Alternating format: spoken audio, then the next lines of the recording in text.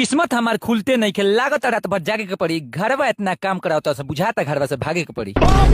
जिंदगी इतना खराबे चलता, दुखे के बिया बोतनी। स्कूल तो बढ़िया से पढ़नी ना, आज गाड़ फाटे तो रोतनी। अच्छा घामा में लड़का जड़े लागी, आपस में झगड़ा करे लागी। जैसे स्कूल के टाइम हुआ हुई साला पेटवा हमार झड़े लागी।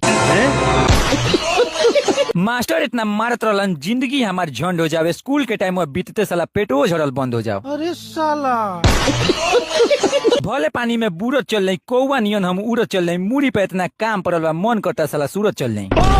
भले कंपनी जैसो मिली, घूमे फिरे के तो ऐसो मिली। फ्रीए में घर काम कराता, बाहरवा करम तो पैसो मिली। गाड़ी स्टार्ट कर। जिंदगी हमार खिलिए जाई, साथे के लेकर डिलिए जाई। 40-50 के नौकी को हो तो 15,000 तो मिलिए जाई। अच्छा ठेकेदार से जाके पूछ लेम, राती के तनी भर सुत लेम। 15,000 में नाई हुई, मालिक के सीधे लूट लेम।